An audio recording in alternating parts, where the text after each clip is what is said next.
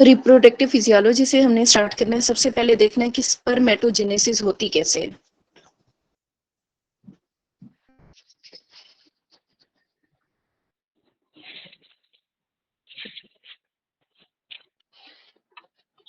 जो स्पर्मेटोजेनेसिस होती है, इस पूरे प्रोसेस में एड 30 पेजेस हैं। अच्छा, स्पर्मेटोजेनेसिस में होता क्या है? स्पर्मेटोजेनेसिस में सबसे पहले स्पर्मेटोगोनिया से स्पर्माटिड्स बनते हैं, ठीक है। अब जो स्पर्मेटोगोनिया से स्पर्माटिड्स बनते हैं वो कैसे बनते हैं? वो बनते हैं आपके मियोसिस के जरिए। देखो, प्राइमरी स्पर्मेटोसाइट शो कराया हुआ है, उसके बाद सेकेंडरी स्पर्मेटोसाइट, और फिर स्पर्म सेल जो कि हैप्लाइड है, इसी वजह से इन्हें हम क्या कहते हैं? स्पर्माटिड कहते हैं। और प्रोसेस कौन सा चल रहा है? मेनली मियोसिस मियोसिस चल रहा है, ठीक है। इनिशिएशन कब होती है स्पर्मेटोजेनेसिस की? इसकी इनिशिएशन होती है प्यूबर्टी के टाइम पे, at the time of puberty, ठीक है। और फुल साइकिल को 2 माह लगते हैं कंप्लीट होने में। स्पर्मेटोजेनेसिस के फुल साइकिल को कंप्लीट होने में कितना टाइम लगता है? 2 माह, ठीक है। अच्छा, उसके बाद लोकेशन क्या है? स्पर्मेटोजेनेसिस एक्चुअली होती कहाँ पे है? तो वो होती है यहाँ, सेमनिफेरस ट्यूब्यूल के अंदर। ये आपके एमसीक्यू दोनों कवर हो गए। स्पर्मेटोजेनेसिस कहाँ होती है? इन सेमनिफेरस ट्यूब्यूल। कितना टाइम लेती है? 2 मंथ्स लेती है। स्टार्ट कब होती है? At the time of puberty start होती है। प्रोसेस क्या चलता है इसमें? स्पर्मेटोगोनिया से मियोसिस के जरिए क्या बनते हैं? 4 स्पर्मेटिड बनते हैं।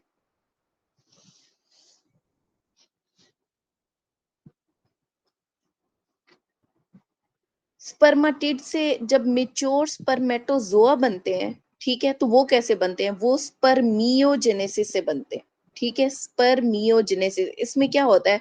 इसमें लॉस ऑफ साइटोप्लाज्म होता है और गेन ऑफ एक्रोसोमल कैप। अब यहाँ पे ये जो स्पर्म बना हुआ है, स्पर्म के ऊपर क्या आती है? एक्रोसोमल कैप आती है, ठीक है। इसका गेन करना और साइटोप्लाज्म का लॉस होना, इस चीज को हम क्या कहते हैं? स्पर्मियोजेनेसिस कहते हैं। अब यहाँ पे एक डिजीज आती है, कार्टेगनर सिंड्रोम। कार्टेगनर सिंड्रोम में क्या होता है? ये जो टेल की मोर्टेलिटी है ना, ये अफेक्टेड होती है, जिसकी वजह से क्या होगा? इनफर्टेलिटी हो जाती है। और मेनली जैसे सिस्टिक फाइब्रोसिस है डिजीज, ठीक है। Normally in cystic fibrosis, but infertility due to absent vas deferens. Vas deferens अगर हो गया एब्सेंट, ठीक है, तो उसकी वजह से होगी इनफर्टेलिटी। और ये जो टेल की इमोर्टेलिटी है वो किस में होती है? वो होती है आपके कार्टेगनर सिंड्रोम के अंदर, और जो सिस्टिक फाइब्रोसिस डिजीज है उसमें होती है, ठीक है। एक्चुअली सेम ही है, सिस्टिक फाइब्रोसिस के अंदर ही जो ये मूवमेंट है ना, ये खत्म हो जाती है। अच्छा, उसके बाद ना कुछ एंडोक्राइन सिस्टम है जो रिप्रोडक्टिव फिजियोलॉजी में इन्वॉल्व है। उसमें सबसे पहले आता है आपका थायराइड हार्मोन। थायराइड हार्मोन में T3 T4 दोनों आते हैं, ठीक है। थायराइड प्रोडक्शन में क्या होगा? थायराइड फॉलिकल सेल बनेंगे। प्रोड्यूस क्या प्रोड्यूस करते हैं? थायरोक्सिन प्रोड्यूस करते हैं, और ट्राई आयोडोथायरोनिन, या जिसे हम T3 कह रहे हैं, किससे प्रोड्यूस करते हैं? ये चीज इंपॉर्टेंट है। T3 T4 कहाँ से बनते हैं? Iodine plus tyrosine, IT, iodine plus tyrosine मिलके क्या बना रहे हैं? हमारे पास प्रोड्यूस करते हैं थायरोक्सिन एंड ट्राई आयोडोथायरोनिन। और कन्वर्जन इनकी कैसे होती है? इनकी कन्वर्जन होती है इन पेरिफेरल टिश्यू। जो T4 है वो कन्वर्ट हो जाता है इनटू T3 इन पेरिफेरल टिश्यू। अब आती है इसकी रेगुलेशन की बारी। तो रेगुलेशन कहाँ से होती है? From the higher centre. Higher centre कहाँ पे अवेलेबल है? Hypothalamic pituitary thyroid axis, HPT, hypothalamic pituitary thyroid axis, ठीक है। अच्छा, थायराइड रिलीजिंग हार्मोन या थायरोट्रोफिन रिलीजिंग हार्मोन, ये कहाँ से प्रोड्यूस होता है? हाइपोथैलेमस से प्रोड्यूस होता है, और इसने क्या करना है? एंटीरियर पिट्यूटरी को स्टिमुलेट करना है। उसके बाद है थायराइड स्टिमुलेटिंग हार्मोन। ये कहाँ से प्रोड्यूस होता है? ये एंटीरियर पिट्यूटरी से प्रोड्यूस होता है और स्टिमुलेट करता है थायराइड हार्मोन के रिलीज को। और उसके बाद इसकी होती है feedback inhibition. Elevated level of T3 और T4, उन्होंने जाके इन दोनों को इनहिबिट करना है। TRH को भी इनहिबिट करना है और TSH को भी इनहिबिट करना है। TRH कहाँ से बनता है? हाइपोथैलेमस से। TSH कहाँ से बनता है? एंटीरियर पिट्यूटरी से, ठीक है। और जो फीडबैक इनहिबिशन जाएगा वो कहाँ से जाएगा? ये जो आपके T3 और T4 बन रहे हैं, इन्होंने जाके फीडबैक करना है और इनहिबिट कर देना है टीआरएच को और टीएसएच को। उसके बाद आता है आपका पिट्यूटरी हार्मोन। पिट्यूटरी हार्मोन ने क्या करना है, इसकी प्रोडक्शन होती है पैराथायराइड ग्लैंड से। कब प्रोड्यूस होता है ये? In response to low blood calcium level. जैसे ही ब्लड कैल्शियम लेवल लो होगा तो फिर पैराथायराइड ग्लैंड ने प्रोडक्शन स्टार्ट कर देनी है पैराथायराइड हार्मोन की। अब इसकी भी रेगुलेशन का सिस्टम है। अगर तो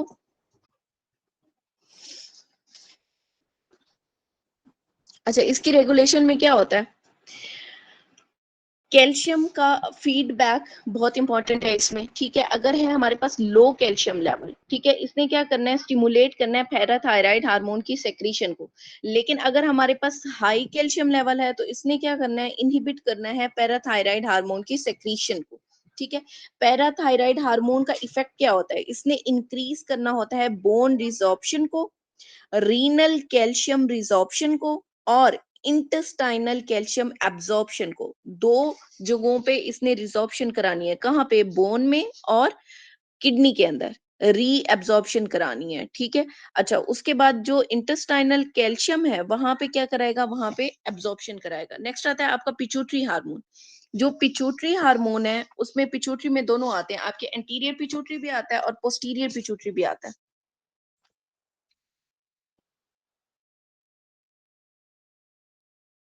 ये है पोस्टीरियर पिट्यूटरी है, एंटीरियर पिट्यूटरी है। एंटीरियर पिट्यूटरी से क्या हो रहा है, ACTH, LH, FSH, growth hormone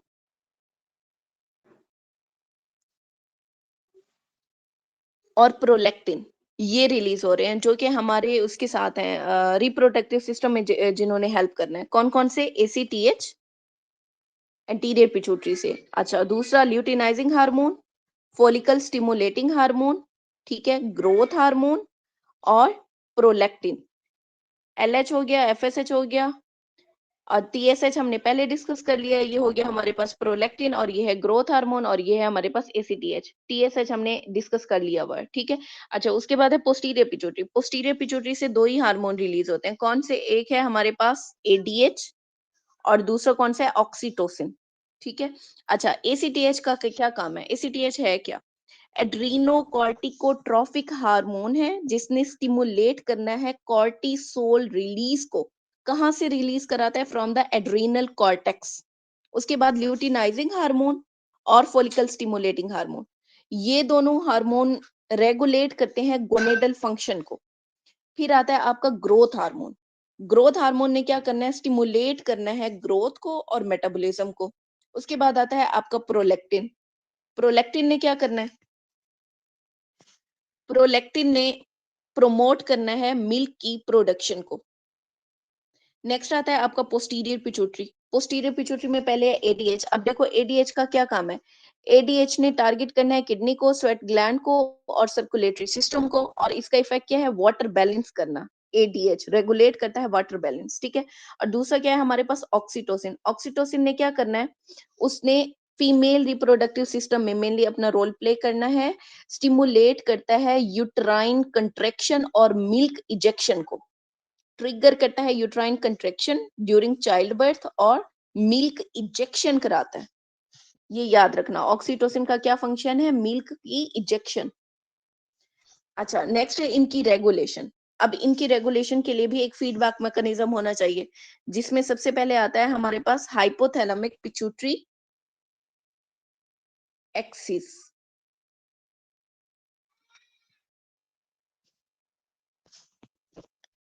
अच्छा, यहाँ पे क्या हो रहा है, कॉर्टिसोल ने नेगेटिवली फीडबैक से इनहिबिट करना है एसीटीएच को। फिर हमारे गोनेडल हार्मोन आते हैं जिनमें फीडबैक कौन देता है, ल्यूटिनाइजिंग हार्मोन और एफएसएच देते हैं। फिर आता है ग्रोथ हार्मोन। ग्रोथ हार्मोन को कौन रेगुलेट करता है, उसे रेगुलेट करता है ग्रोथ हार्मोन रिलीजिंग हार्मोन और दूसरा सोमैटोस्टैटिन, ठीक है। सोमैटोस्टैटिन ने क्या करना है, हमेशा इनहिबिटरी इफेक्ट शो कराना, तो उसने क्या करना है, ग्रोथ हार्मोन को इनहिबिट कर देना। नेक्स्ट है हमारे पास गोनेडोट्रोफिक हार्मोन। अब जो गोनेडोट्रोफिक हार्मोन थे वो कौन से थे, जो कि गोनेड्स के ऊपर अफेक्ट कर रहे थे अपना, उनमें से दो ही चीजें हैं, एक ल्यूटिनाइजिंग हार्मोन है, एक फोलिकल स्टिमुलेटिंग हार्मोन है। अब इनकी जो प्रोडक्शन है वो कहाँ से हो रही थी, इनकी प्रोडक्शन एंटीरियर पिट्यूटरी से हो रही थी। अब इनकी रेगुलेशन की बात है, रेगुलेशन में क्या आता है, हाइपोथैलेमिक पिट्यूटरी गोनेडल एक्सिस आता है, जिसमें सबसे पहले है गोनेडोट्रोफिक रिलीजिंग हार्मोन। इन्होंने क्या करना है, स्टिमुलेट करना है रिलीज ऑफ ल्यूटिनाइजिंग हार्मोन और फोलिकल स्टिमुलेटिंग हार्मोन। ये कहाँ से रिलीज हो रहे हैं, फ्रॉम द एंटीरियर पिट्यूटरी, ठीक है। अब जो फीडबैक होगा उसमें क्या होगा, oestrogen and androgen provide negative feedback to inhibit. Negative feedback से ये याद रखना कि इनमें नेगेटिव फीडबैक चल रहा है, ठीक है। उसने इनहिबिट करना है गोनेडोट्रोफिन रिलीजिंग हार्मोन को और गोनेडोट्रोफिन रिलीज को। उसके बाद आता है आपके पास इनहिबिन। इनहिबिन ने क्या करना है, स्पेसिफिकली इनहिबिट करता है फॉलिकल स्टिमुलेटिंग हार्मोन रिलीज को, और ये हमारा एमसीक्यू बार बार एसके पिंक में आया हुआ है इनहिबिन वाला। नेक्स्ट है हमारे पास गोनेडल हार्मोन, जिनमें कौन कौन सी चीजें आती हैं, ईस्ट्रोजन, प्रोजेस्टेरॉन एंड टेस्टोस्टेरॉन, ठीक है। अब इनकी प्रोडक्शन कहाँ से होती है, ओवरी ने क्या प्रोड्यूस करना है, ईस्ट्रोजन एंड प्रोजेस्टेरॉन। टेस्टिस ने क्या प्रोड्यूस करना है, टेस्टोस्टेरॉन को प्रोड्यूस करना है, ठीक है। अब है इनकी रेगुलेशन, रेगुलेशन में क्या आएगा हमारे पास, हाइपोथैलेमिक पिट्यूटरी गोनेडल एक्सिस, ये वाला HPG, hypothalamic pituitary gonadal axis, ठीक है। सबसे पहले ईस्ट्रोजन, प्रोजेस्टेरॉन और टेस्टोस्टेरॉन प्रोवाइड करते हैं फीडबैक। नेगेटिव फीडबैक ने क्या करना है, रिड्यूस करना है गोनेडोट्रोफिन रिलीजिंग हार्मोन को, ल्यूटिनाइजिंग हार्मोन को और फोलिकल स्टिमुलेटिंग हार्मोन की सेक्रीशन को। नेक्स्ट आता है आपके पास प्रोलैक्टिन। प्रोलैक्टिन कहाँ से प्रोड्यूस हो रहा था, एंटीरियर पिट्यूटरी से। काम क्या था इसका, इसने प्रोड्यूस क्या करना है, प्रोलैक्टिन, एंटीरियर पिट्यूटरी ने प्रोलैक्टिन प्रोड्यूस करना है, ठीक है। अब इसकी रेगुलेशन क्या है, रेगुलेशन इनहिबिटरी कंट्रोल में दो चीजें आती हैं, एक है आपका डोपामिन और दूसरा है हमारे पास ईस्ट्रोजन। डोपामिन क्या करता है, रेगुलेटर है, इनहिबिट करता है प्रोटीन की प्रोलैक्टिन की सेक्रीशन को। डोपामिन मेन रेगुलेटर है जिसने इनहिबिट करना है प्रोलैक्टिन की सेक्रीशन को। उसके बाद आता है ईस्ट्रोजन। जो ईस्ट्रोजन है इसने क्या करना है, इसने स्टिमुलेट करना है प्रोलैक्टिन सेक्रीशन को। ईस्ट्रोजन स्टिमुलेट कर रहा है, और अब ईस्ट्रोजन को यूं याद रखो, ई और एस से, ई से ईस्ट्रोजन और एस से क्या है, स्टिमुलेटरी इफेक्ट। अब डोपामीन का, डोपामीन में आई एन जो है ना, इसे आई को बड़ा कर लो तो आई से क्या याद रखना है आपने, कि ये इनहिबिट कर रहा है, डोपामीन ने प्रोलैक्टिन सेक्रीशन को इनहिबिट करना है, जबकि ईस्ट्रोजन ने स्टिमुलेट करना है प्रोलैक्टिन के रिलीज को। उसके बाद लैक्टेशन मैकेनिज्म आता है, उसमें दो तीन चीजें हैं आपकी, एक मिल्क प्रोडक्शन है, दूसरा मिल्क इजेक्शन है, और तीसरा उसमें फिर फीडबैक मैकेनिज्म आता है जिसमें सक्लिंग और बाकी सप्लीमेंट वगैरह इन्वॉल्व है, ठीक है। सबसे पहले है मिल्क प्रोडक्शन। अब मिल्क प्रोडक्शन मेमरी ग्लैंड के अंदर कौन कराएगा, प्रोलैक्टिन कराएगा, जबकि मिल्क इजेक्शन की अगर बात करें तो वो कौन कराता है, वो ऑक्सीटोसिन कराता है। इसने ऑक्सीटोसिन ने क्या करना है, स्टिमुलेट करना है contraction of myoepithelial cell around the alveoli, जिससे क्या होगा, मिल्क इजेक्शन स्टार्ट हो जाएगी। नेक्स्ट आता है हमारे पास फीडबैक मैकेनिज्म। उसमें क्या होगा, जितना ज्यादा सक्लिंग होगी उतना ज्यादा स्टिमुलेशन होगी प्रोलैक्टिन की, इसीलिए कहते हैं कि इसने क्या करना है, इंक्रीज करना है प्रोलैक्टिन सेक्रेशन को और मिल्क इजेक्शन को। स्टिमुलेशन ऑफ प्रोलैक्टिन कौन कराता है, सक्लिंग की वजह से, एंड ऑक्सीटोसिन रिलीज इनहेंस करता है मिल्क की प्रोडक्शन एंड इजेक्शन को। अब इसका बेनिफिट क्या है, जो मदर मिल्क है इसने प्रोवाइड करना है ideal nutrition to the infant. कब तक, अंडर 6 मंथ। अंडर 6 मंथ जो बच्चा होता है, इन्फेंट होता है, उसे आइडियल न्यूट्रिशन प्रोवाइड होती है बाय द मदर फीड, ठीक है। इसमें सबसे इंपॉर्टेंट क्या चीज है कि आईजीए है, पैसिव इम्यूनिटी प्रोवाइड होती है बाय आईजीए, जो कि रिड्यूस करती है इन्फेक्शन के रिस्क को और लोअर करती है लाइकलीहुड ऑफ डेवलपिंग, जैसे अस्थमा के चांसेस, एलर्जी के चांसेस, डायबिटीज के चांसेस और ओबेसिटी। बच्चे के अंदर ये चीजें नहीं होने देती, अस्थमा, एलर्जी, डायबिटीज और ओबेसिटी। लेकिन जो मदर मिल्क है या ह्यूमन मिल्क है, ये डेफिशिएंट होता है इन आयरन। इसी वजह से आपने सप्लीमेंट में बच्चे को क्या देना है, विटामिन डी, और पॉसिबली अगर हो सकता है तो आयरन भी साथ में, ठीक है। For exclusive breast feed infant, जो कि एक्सक्लूसिवली ऑन ब्रेस्ट फीड है, उनमें आपने विटामिन डी और आयरन दोनों को ऐड करना है। अब ये आता है कि मदर मिल्क जो है वो नोटोरियस है फॉर डेफिशिएंट इन, तो उसमें क्या चीज कम होती है, आयरन नहीं होता, ठीक है, और दूसरा क्या नहीं है, विटामिन डी नहीं है। अच्छा, मैम उसके इसका बाद वो इसका एक बेनिफिट क्या है? मॉर्निंग था, breast fed infants don't know about vitamin D and K and pantothenic acid. D K और पेंटोथेनिक एसिड नहीं होगा। ठीक है, वेरी गुड। नेक्स्ट आता है हमारे पास कैंसर रिस्क, ठीक है। कैंसर रिस्क रिड्यूस हो जाएगा ब्रेस्ट फीडिंग से। जितना ज्यादा ब्रेस्ट फीड मदर कराती है ना, तो उसमें क्या होगा कि कैंसर का रिस्क जो है, जैसे ओवेरियन कैंसर और ब्रेस्ट कैंसर, इन दोनों का रिस्क जो है वो कम हो जाता है। उसके बाद आता है आपका ईस्ट्रोजन। ईस्ट्रोजन का सोर्स क्या था, ओवरी से ईस्ट्राडायोल। अब ये चीज इंपॉर्टेंट है कि ओवरी जो है, ओवरी किस में हेल्प करती होती है आगे रिप्रोडक्शन में, तो दो बंदे इन्वॉल्व होते हैं ना रिप्रोडक्शन साइकिल में, ठीक है। तो ओवरी में डाई दो, ठीक है। अब जो प्लेसेंटा है, प्लेसेंटा में बच्चा भी साथ आ गया तो ट्रायोल हो गया। उसके बाद जो एडिपोज टिश्यू है वो अकेली औरत का ही है, ठीक है, तो उसमें क्या आएगा, वन ईस्ट्रोन, ठीक है। अच्छा, इसका फंक्शन क्या है, ईस्ट्रोजन ने सबसे इंपॉर्टेंट फंक्शन अभी तक जो हमने पढ़ा है, बार बार एमसीक्यू में डिस्कस किया है, वो क्या है,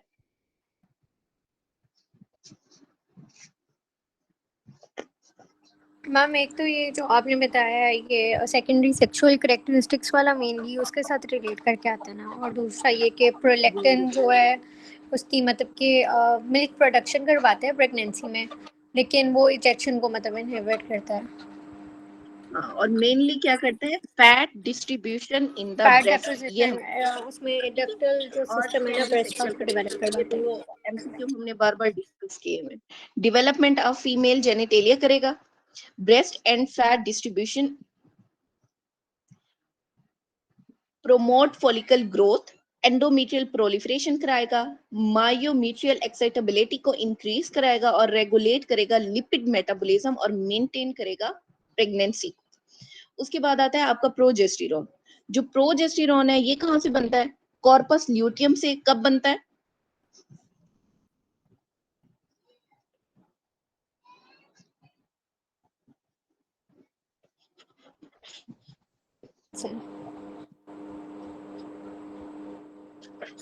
ठीक है।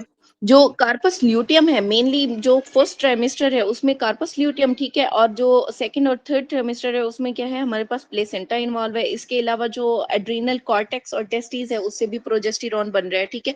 अब प्रोजेस्टेरॉन का काम क्या है, प्रोजेस्टेरॉन ने प्रिपेयर करना है यूट्रस को फॉर इम्प्लांटेशन, मतलब जगह बनाएगा कि यहाँ पे आके प्रॉपर इम्प्लांटेशन हो। प्रोवाइड करता है थिक सर्वाइकल म्यूकस, ताकि वो ना हो, मिसकैरेज ना हो, ठीक सर्वाइकल म्यूकस बना देगा टू इनहिबिट स्पर्म एंट्री, और मजीद स्पर्म एंट्री भी नहीं होंगे, क्योंकि एक दफा जब फर्टिलाइजेशन हो गई तो फर्दर स्पर्म की एंट्री को रोक दिया जाता है। प्रिवेंट करता है endometrial hyperplasia, increase body temperature, and reduce oestrogen receptor expression and gonadotrophin secretion. Next आता है आपके पास ओजेनेसिस।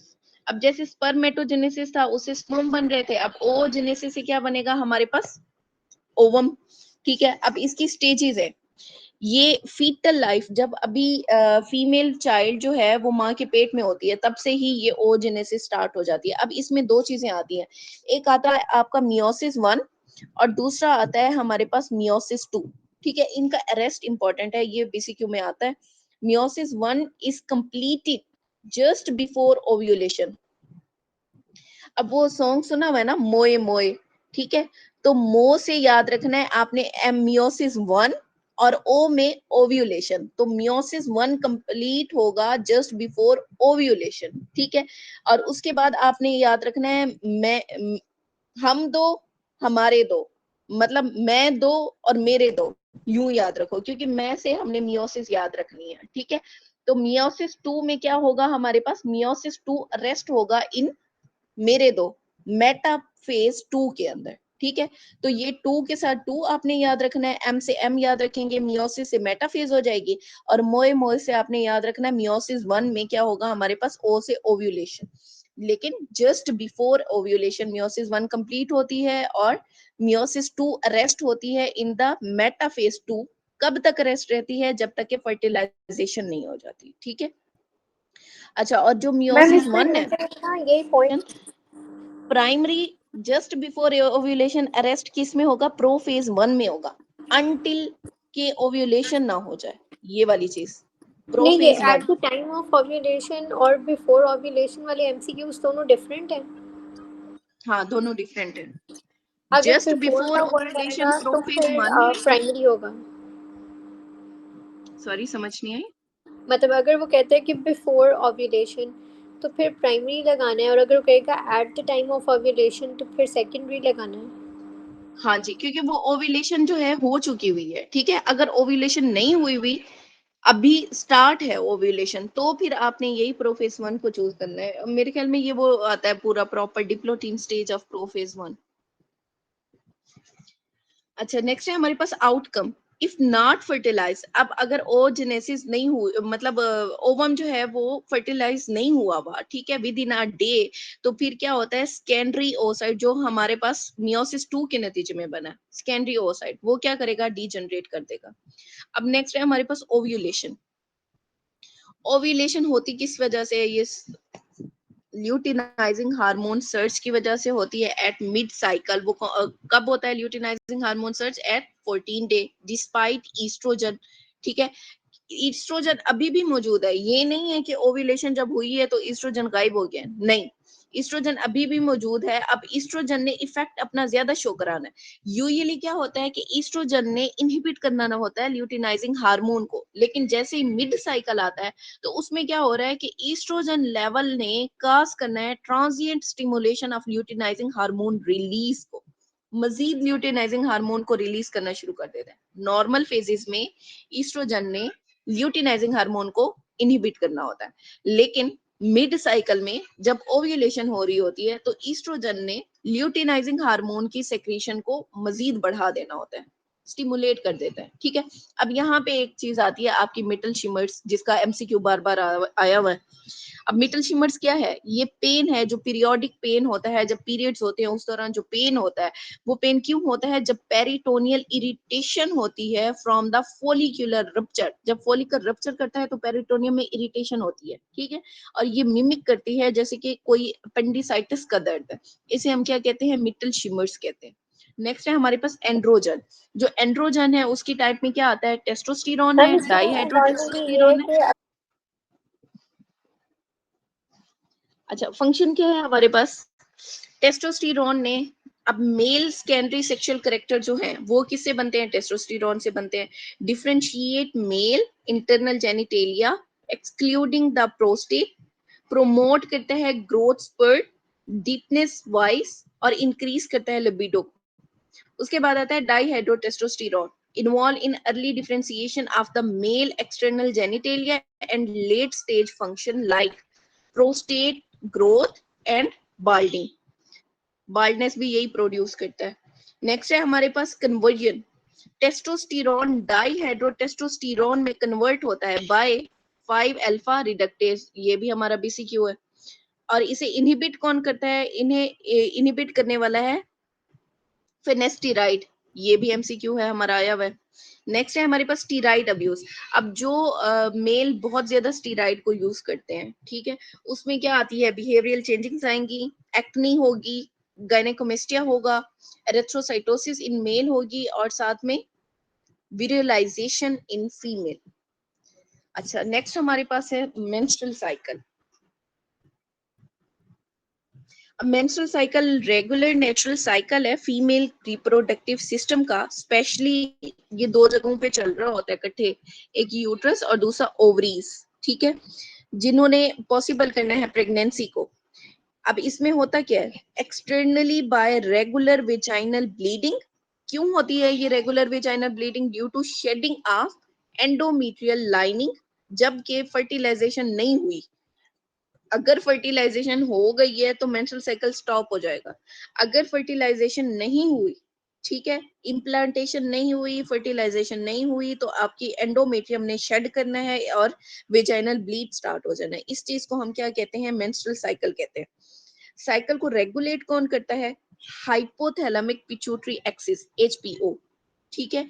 और ये इन्वॉल्व करता है, इसमें ना डिफरेंट इंटरेक्शंस होते हैं, किसमें? बिटवीन हाइपोथैलेमस, पिट्यूटरी और ओवरी, आपस में इसमें इंटरेक्शन होता है। और ये जो साइकिल है ना, ये साथ साथ यूट्रस में भी चल रहा होता है और ओवरी में भी चल रहा होता है।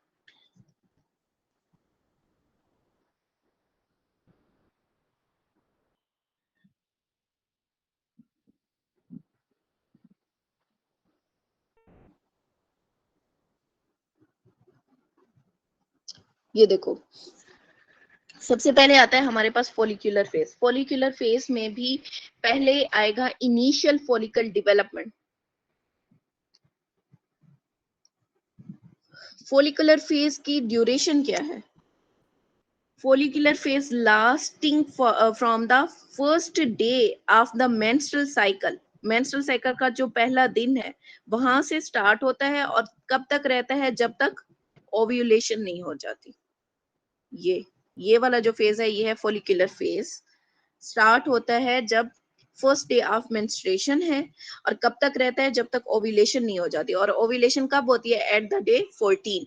इसका मतलब 13th डे तक क्या रहता है हमारे पास? फोलिकुलर फेज रहता है। अब इसमें इस फेज में होता क्या है? सेवरल फोलिकल की ग्रोथ होती है इन द ओवरी। अब ओवरी में जो ये फोलिकल्स की ग्रोथ चल रही है, ये भी आखिर किसी ना किसी चीज के इन्फ्लुएंस में चल रही है। तो कौन सा हार्मोन है? फोलिकल स्टिमुलेटिंग हार्मोन है, जिसने अफेक्ट करना है इन फोलिकल के ऊपर और उनकी ग्रोथ को इंक्रीज करा देना है। इसके अलावा फोलिकल स्टिमुलेटिंग हार्मोन ने क्या करना है? ये इसका लेवल इंक्रीज होता जाता है फोलिकल स्टिमुलेटिंग हार्मोन का। जैसे ही फोलिकल मजीद डेवलप होते जाते हैं तो इसका भी लेवल इंक्रीज होता जाता है। क्यों इंक्रीज होता है? Due to low level of oestrogen, progesterone and inhibin. Follicle stimulating hormone मजीद इंक्रीज होगा। क्यों मजीद इंक्रीज होगा? क्योंकि यहाँ पे लो लेवल है। देखो ईस्ट्रोजन, देखो कहाँ पड़ा हुआ है, ये देखो ईस्ट्रोजन का लेवल देखो, ये वाला लो लेवल है ईस्ट्रोजन का, ठीक है।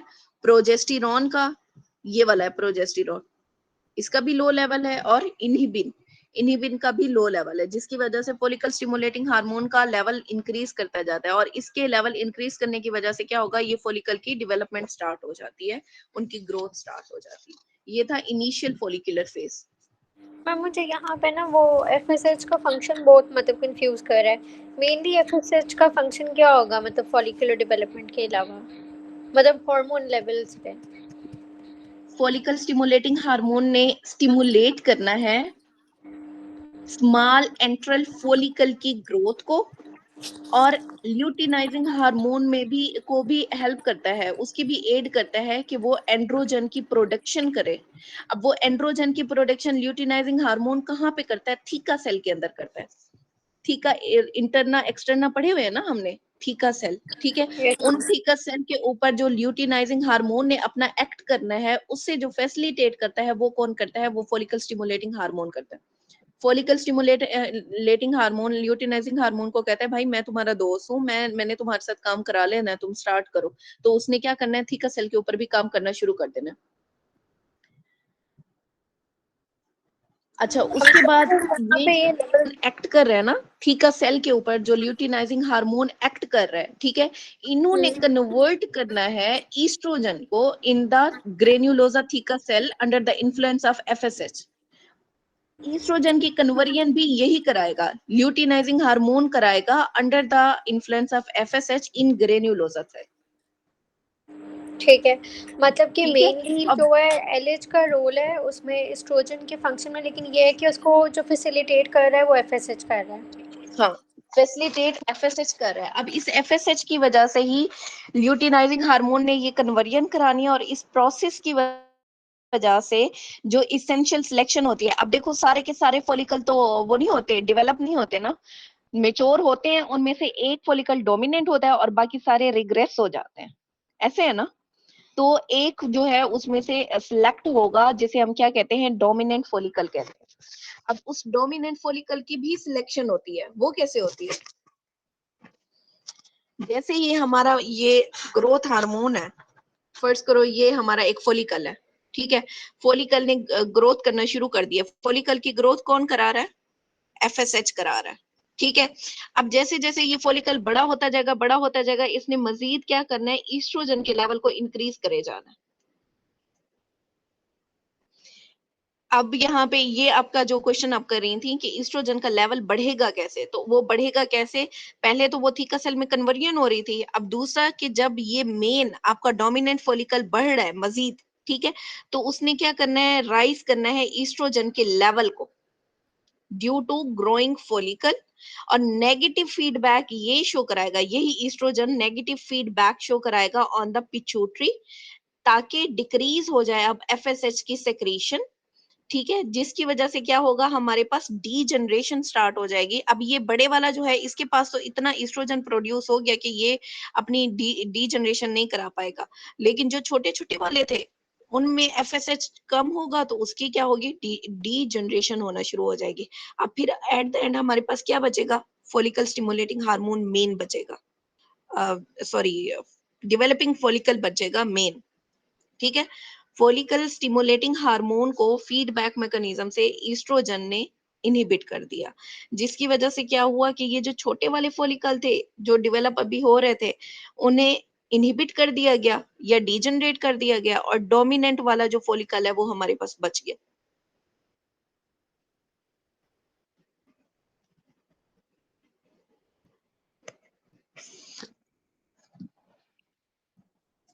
अब जो फॉलिकल, ये डोमिनेंट फॉलिकल हमारे पास बचा है, इसके अंदर efficient FSH induce luteinizing hormone receptor पड़े होते हैं, ठीक है, और इनके अंदर क्या हो रही होती है, एरोमाटेस एक्टिविटी हो रही होती है जो इसे मजीद डोमिनेट करती है। बच जाने वाला मेच्योर फॉलिकल, उसके अंदर दो चीजें हैं, FSH induce luteinizing hormone receptor, और दूसरा एरोमाटेस की एक्टिविटी जिसने इसे मजीद क्या कर दी है, डोमिनेंट कर दिया, ठीक है। अब ये डोमिनेंट हो गया, उसके बाद आ जाते हैं आपकी ओव्यूलेशन।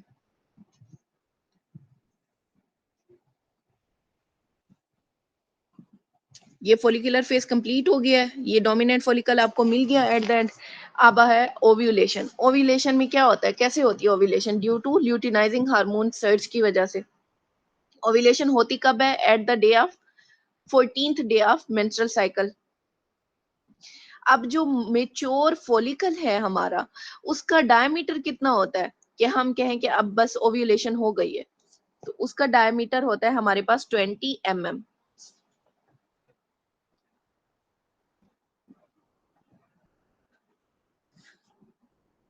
अब इस मेच्योर, ये जो मेच्योर फॉलिकल बना है, ठीक है, इसके अंदर इतना ईस्ट्रोजन की प्रोडक्शन होती है कि इसने अब उस ईस्ट्रोजन को, जो मैंने पॉइंट आपको पहले बताया था कि नॉर्मली ईस्ट्रोजन ने नेगेटिव फीडबैक के जरिए एफएसएच-एलएच को इनहिबिट करना है, लेकिन at the time of ovulation इस ईस्ट्रोजन ने क्या करना है, इंक्रीज कर देना है ल्यूटिनाइजिंग हार्मोन की प्रोडक्शन को, जिसकी वजह से क्या होगा, ल्यूटिनाइजिंग हार्मोन सर्ज होगा। अब ये जो हमारा डोमिनेंट वाला फॉलिकल था ना, इसमें इतनी ईस्ट्रोजन रह गई है जिसने पॉजिटिव फीडबैक मैकेनिज्म के थ्रू एक्ट करना है और लीड करना है to the luteinising hormone secretion, या जिसे हम क्या कह रहे हैं, ल्यूटिनाइजिंग हार्मोन सर्ज कर रहे हैं। और यही क्रिटिकल फेज है for final maturation and release of oocyte। समझ आ गई ईस्ट्रोजन का रोल यहाँ पे? Yes ma'am. अच्छा, नेक्स्ट आता है हमारे पास oocyte रिलीज कैसे होता है। अब ओव्यूलेशन तो हो गई, अब oocyte ने भी तो रिलीज होना है, ठीक है। तो ल्यूटिनाइजिंग हार्मोन सर्ज स्टिमुलेट करता है resumption of meiosis in the oocyte, और इनिशिएट करता है break down of the follicular wall को, जिससे क्या होगा, oocyte रिलीज होगा। अब देखो ये फोलिकल है, ठीक है, इस फोलिकल के अंदर ये छोटू सा oocyte है, ये छोटू सा oocyte है, ठीक है। अब ये फोलिकल की मेम्ब्रेन जो है ये रप्चर होगी तो ये oocyte बाहर आएगा, ठीक है। मेम्ब्रेन को इसने क्या करना है, रप्चर करना है, जिससे क्या होगा, ओसाइट रिलीज होगा, वो बाहर आ जाएगा। अब इस रिलीज में भी हेल्प चाहिए हमें। इस रिलीज के लिए ये बाहर वाला, ये जो उसकी फोलिकल की मेम्ब्रेन है, उसे तोड़ने के लिए, अब ये मेम्ब्रेन किससे बनी हुई है, प्रोटीन से बनी हुई है, ठीक है। तो इसे तोड़ने के लिए हमें इंजाइम चाहिए, जिसे हम क्या कहते हैं, प्रोटियोलिटिक इंजाइम कहते हैं, और प्रोस्टाग्लैंडिन्स, ये दो चीजें हैं। प्रोटियोलिटिक एंजाइम और प्रोस्टाग्लैंडिन आते हैं, जिन्होंने फोलिकुलर वॉल को रप्चर करना है और यहाँ से ओसाइट को रिलीज करा देना। अब अगला आपका जो फेज आता है वो क्या आता है, ल्यूटियल फेज आता है। अब ल्यूटियल फेज के अंदर क्या आता है, कॉर्पस ल्यूटियम की फॉर्मेशन होगी, प्रोजेस्टेरॉन का थोड़ा सा रोल इसमें डिस्कस करेंगे हम, और तीसरी चीज है कि and of the luteal phase पे हमें क्या मिलेगा। अब ओव्यूलेशन हो गई है, जो फॉलिकुलर सेल बाकी बच गए थे, एक तो ओसाइट रिलीज हो गया ना पीछे, अब फॉलिकल की हमने मेम्ब्रेन तोड़ी थी, लेकिन उसके पीछे जो सेल हैं फॉलिकल के, वो तो आखिर बच गए थे, ठीक है। उन्होंने ट्रांसफॉर्म हो जाना है इनटू द कॉर्पस ल्यूटियम, जो कि सेक्रीट करता है प्रोजेस्टेरॉन को। क्यों सेक्रीट करेगा प्रोजेस्टेरॉन को, क्योंकि इस वक्त हमें प्रोजेस्टेरॉन ने प्रिपेयर करके देना है एंडोमेट्रियम को फॉर द पोटेंशियल प्रेगनेंसी। इसने जगह बनानी है प्रेगनेंसी के लिए प्रोजेस्टेरॉन ने। अब ये प्रोजेस्टेरॉन कहां से रिलीज हो रहा है, कॉर्पस ल्यूटियम से। कॉर्पस ल्यूटियम कैसे बन रहा है, कि जो हमारा फॉलिकल था, जिसके आउटर मेम्ब्रेन को हमने रप्चर किया था प्रोटियोलिटिक एंजाइम की वजह से, और उसके अंदर जो बाकी सेल बचे थे, उन्होंने क्या बना दिया, कॉर्पस ल्यूटियम बना दिया। अब इस कॉर्पस ल्यूटियम ने क्या किया, प्रोजेस्टेरॉन को रिलीज कर दिया। प्रोजेस्टेरॉन ने क्या किया, एंडोमेट्रियम को प्रिपेयर किया फॉर द प्रेगनेंसी।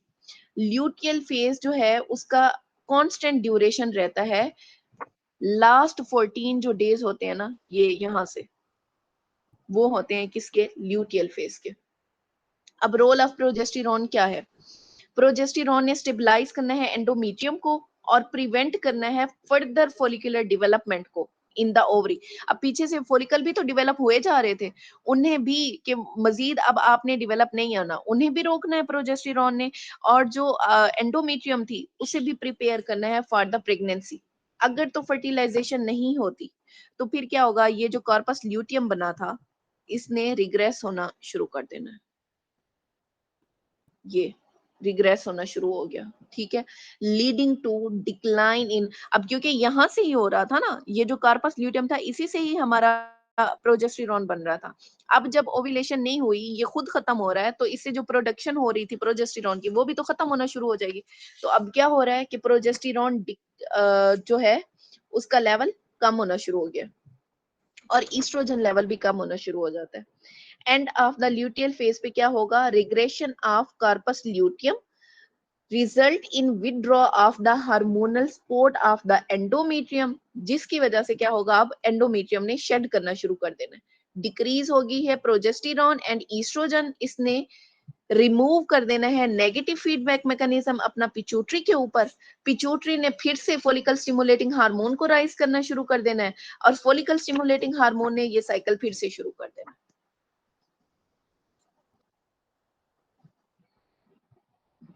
अब यहाँ पे भी देखो, इन्होंने कोरिलेट करके बताया हुआ है, यूट्राइन साइकिल है, पिट्यूटरी हार्मोन और ओवेरियन साइकिल, ठीक है, और साथ में ओवेरियन हार्मोन, ये सारे कोरिलेट करके दिखाए हुए हैं। ऊपर आपको ये कार्पस ल्यूटियम शो कराया हुआ है, ओव्यूलेशन का टाइम पीरियड शो कराया हुआ है at the day of 14th day से पहले क्या होता है, हमारे पास फॉलिकुलर फेज चल रहा होता है, 14th डे के बाद क्या होता है, हमारे पास ल्यूटियल फेज चल रहा होता है, ठीक है। अब आता है हार्मोन रेगुलेशन और फीडबैक मैकेनिज्म। हाइपोथैलेमस ने क्या रिलीज किया था, गोनेडोट्रोफिन रिलीजिंग हार्मोन रिलीज किया था, और वो भी कैसे रिलीज करता है, पल्सेटाइल मैनर में, जो कि इसेंशियल है for the regulation of luteinizing hormone and follicle stimulating hormone. अब जो ल्यूटिनाइजिंग हार्मोन और फॉलिकल स्टिमुलेटिंग हार्मोन है, ये कहां से प्रोड्यूस हो रहे थे, anterior mainly pituitary. Anterior pituitary से, ठीक है। अच्छा, उसके बाद आता है आपका pituitary gland, gonadotrophin releasing hormone stimulate करता है एंटीरियर पिट्यूटरी ग्लैंड को, उससे कहता है कि भाई एफएसएच और एलएच को दे दो, इन्होंने आगे जाके काम करना है। Level of these gonadotrophin hormone are modulated by ovarian hormone. अब इन दोनों का भी रिलीज होना या इनहिबिट होना किसके ऊपर डिपेंड कर रहा है? आपके ओवेरियन हार्मोन के ऊपर, ठीक है। प्रोजेस्टेरॉन और ईस्ट्रोजन का लेवल डिसाइड करता है कि ल्यूटिनाइजिंग हार्मोन, क्योंकि इन्होंने ही फीडबैक मैकेनिज्म शो कराना था ना, यहाँ से ही फीडबैक जा रहा था, जिसे क्या हुआ हमारे पास फॉलिकल स्टिमुलेटिंग हार्मोन और luteinizing hormone at the end फिर से राइज हुए। जब नेगेटिव फीडबैक गया कि ईस्ट्रोजन और प्रोजेस्टेरॉन अब डिक्रीज हो चुके हैं, तो अब आपने ल्यूटिनाइजिंग हार्मोन और फॉलिकल स्टिमुलेटिंग हार्मोन को रिलीज करा देना है। एक्चुअली ना सेम टाइम पे दोनों फीडबैक मैकेनिज्म चल रहे होते हैं आपके, पॉजिटिव भी और नेगेटिव भी। सिर्फ डिपेंड कर रहा होता है कि कौन सा हार्मोन लेवल कम हुआ है, कौन सा ज्यादा हुआ है, उसके लिहाज से ऊपर नीचे होते रहते हैं। अब ईस्ट्रोजन फीडबैक की बात करें तो लो ईस्ट्रोजन लेवल ने क्या करना है? इनहिबिट करना है ल्यूटिनाइजिंग हार्मोन की प्रोडक्शन को। ये क्या है? नेगेटिव फीडबैक मैकेनिज्म है। अगर हाई लेवल है ईस्ट्रोजन का, तो इसने क्या करना है? ट्रिगर करना है ल्यूटिनाइजिंग हार्मोन सर्ज को, मजीद इंक्रीज कर देना है, जिसे हमने क्या कहा था कि ये क्या है? पॉजिटिव फीडबैक मैकेनिज्म है। अब ये पॉजिटिव फीडबैक मैकेनिज्म इन्वॉल्व होता है in increasing gonadotropin releasing hormone में, ठीक है। उसके बाद आता है प्रोजेस्टेरॉन का फीडबैक। जो प्रोजेस्टेरॉन है, इसने क्या करना है? फीडबैक इफेक्ट शो कराना है with low level promoting the luteinising hormone और फॉलिकल स्टिमुलेटिंग हार्मोन की सेक्रेशन को, और हाई लेवल इसका क्या करेगा? इनहिबिट करेगा इन दोनों को। अब हमने देखा था ना कि and of the luteal phase में जब लो लेवल हो गया था प्रोजेस्टेरॉन का, तो इसने इंक्रीज कर दिया था एफएसएच और एलएच को। बस मेन बात वही है, बार बार रिपीट हुई है। उसके बाद आता है आपका एंडोमेट्रियल चेंजिंग्स।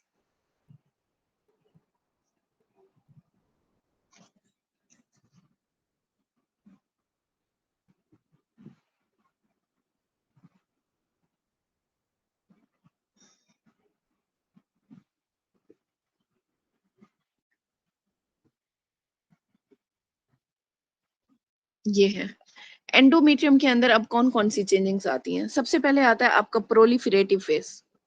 प्रोलिफरेशन में क्या होगा? पोस्ट मेंस्ट्रुएशन एंडोमेट्रियम एंटर हो जाती है इनटू द प्रोलिफरेटिव फेज। अब ये प्रोलिफरेटिव फेज स्टार्ट क्यों होती है? मेंस्ट्रुअल साइकिल के बाद इंक्रीज होना शुरू हो जाता है आपका ईस्ट्रोजन का लेवल। प्रोलिफरेटिव फेज में मेंस्ट्रुअल साइकिल के बाद इंक्रीज हो जाता है ईस्ट्रोजन का लेवल, जिसने प्रोलिफरेशन करानी है। एंडोमेट्रियम थिकनेस इंक्रीज हो जाती है रैपिडली, ग्लैंड्स बनना शुरू हो जाते हैं, स्ट्रोमल ग्रोथ होना शुरू हो जाती है, ठीक है। ये सारा कुछ क्यों होता है? ताकि एम्ब्रियो की इम्प्लांटेशन हो सके। मतलब एंडोमेट्रियम को प्रिपेयर किया जाता है। कौन करता है? ये ईस्ट्रोजन करता है। ईस्ट्रोजन कौन से फेज में इंक्रीज होगा? प्रोलिफरेटिव फेज में इंक्रीज होगा। अब है हमारे पास सेक्रेटरी फेज। जो आती है सेक्रेटरी फेज, उसमें क्या होता है कि ओव्यूलेशन के बाद सेक्रेटरी फेज स्टार्ट होती है, जिसमें प्रोडक्शन होता है प्रोजेस्टेरॉन का।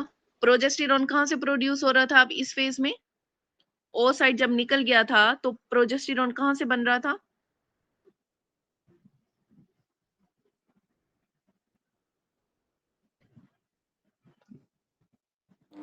प्रोजेस्टेरॉन तब कॉर्पस ल्यूटियम से।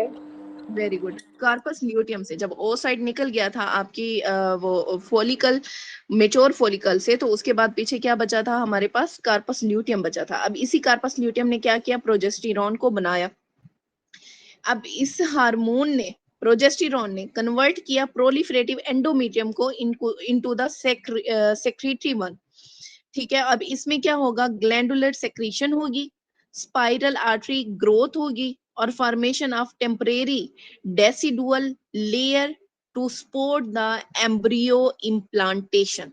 अब यहाँ पे मतलब इसने ना मजीद एंडोमेट्रियम को प्रिपेयर किया ताकि वहां पे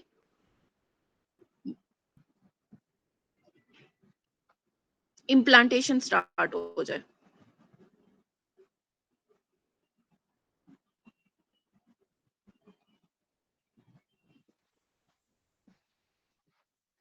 अच्छा, ये था हमारे पास सेक्रेटरी फेज।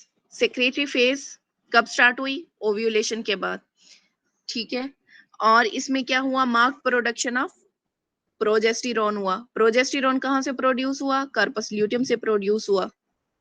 अब इसी प्रोजेस्टेरॉन ने क्या किया, प्रोलिफरेटिव एंडोमेट्रियम को सेक्रेटरी एंडोमेट्रियम में चेंज कर दिया, जिससे ग्लैंडुलर सेक्रीशन इंक्रीज हुई, स्पाइरल आर्टरी की ग्रोथ हुई और formation of temporary decidual layer बनी जिसने सपोर्ट करना है एम्ब्रियो की इम्प्लांटेशन को। आखिर में अब अगर नहीं होती प्रेगनेंसी तो क्या होगा, मेंस्ट्रुएशन स्टार्ट हो जाती है। In absence of pregnancy decline हो जाता है level of progesterone and oestrogen, जिसने शेडिंग ऑफ एंडोमेट्रियल लाइनिंग करानी है और मेंस्ट्रुएशन स्टार्ट हो जाती है। अब इस प्रोसेस में, मेंस्ट्रुएशन के प्रोसेस में अपर एंडोमेट्रियल लेयर जो है वो शेड होती है, ब्रेक डाउन हो जाती है, vasoconstriction of the spiral arterioles होती है और कंट्रोल्ड ब्लीडिंग शुरू होती है।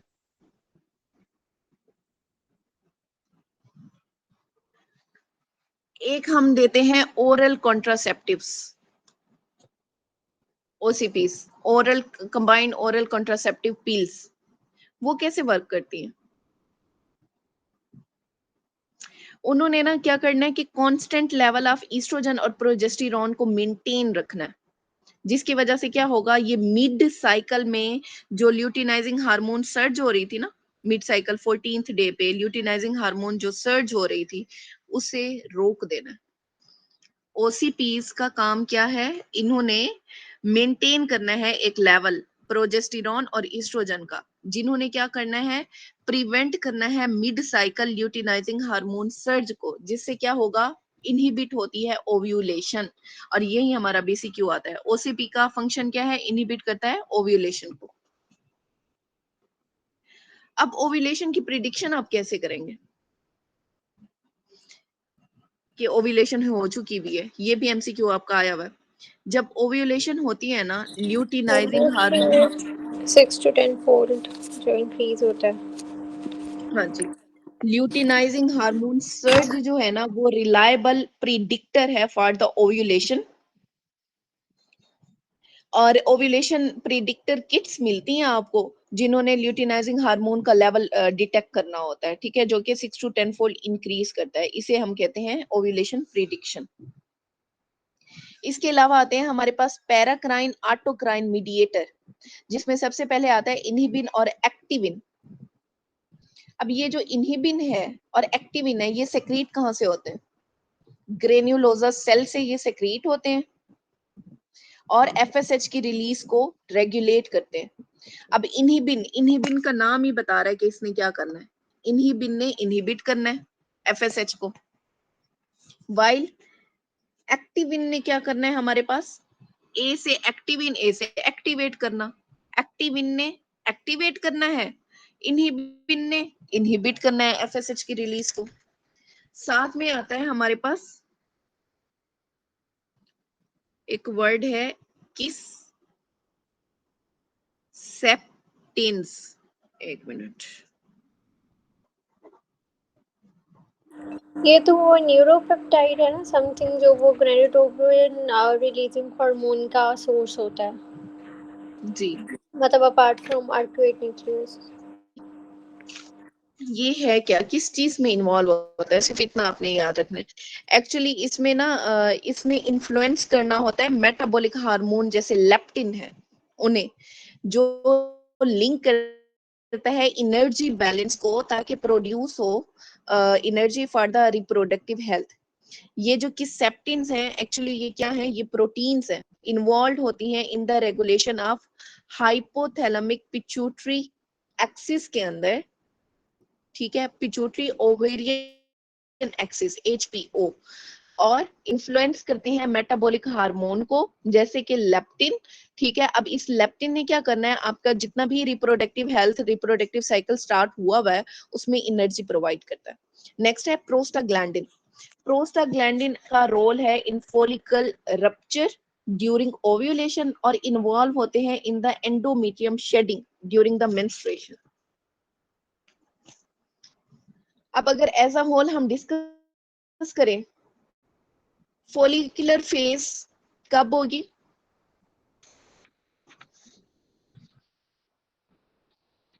Before 14th day. Before ovulation या 14th डे। 14th डे तक, मतलब ओव्यूलेशन से पहले। और इसमें मेनली जो हार्मोन है वो कौन सा एक्ट कर रहा है? मेनली तो एफएसएच चेक फॉलिकल करेगा। एफएसएच। एफएसएच ने स्टिमुलेट करना है फॉलिकल डेवलपमेंट को, और इसकी लेंथ जो है वो वेरी कर सकती है। ठीक है, इन फर्स्ट 14 डेज की जो लेंथ है, मतलब 14 डे पे तो ओव्यूलेशन हो रही है, उससे पहले पहले जितना भी ये फेज चल रहा है आपका फॉलिकुलर फेज, इसकी लेंथ वेरी कर सकती है। उसके बाद ल्यूटियल फेज रहती है 15 to 28 डे तक। इसने क्या करना है, ल्यूटिनाइजिंग हार्मोन इसमें मेनली एक्ट करता है, जो कि प्रमोट करता है कॉर्पस ल्यूटियम फॉर्मेशन को। और ये कितना दिन तक रहता है? 14 फिक्स दिन तक 14 रहता है। ये डेज। जो 14 दिन है ना, ये फिक्स है। ल्यूटियल फेज के 14 दिन फिक्स है, ये आगे पीछे नहीं होंगे। जो मेंस्ट्रुअल साइकिल हमारा आगे पीछे होता है वो किसकी वजह से होता है? इस फॉलिकुलर फेज की वजह से होता है। ओव्यूलेशन। आगे जो हमने यूट्राइन साइकिल डिस्कस किया उसमें प्रोलिफरेटिव फेज डिस्कस की है और सेक्रेटरी फेज डिस्कस की है। प्रोलिफरेटिव फेज में क्या था? ईस्ट्रोजन ड्राइव कर रही थी एंडोमेट्रियल डेवलपमेंट को, जबकि सेक्रेटरी फेज में क्या हो रहा था? प्रोजेस्टेरॉन ने प्रिपेयर कर दिया एंडोमेट्रियम को फॉर द इम्प्लांटेशन। ये हमारा कंप्लीट हो गया है यूट्राइन और ओवेरियन साइकिल।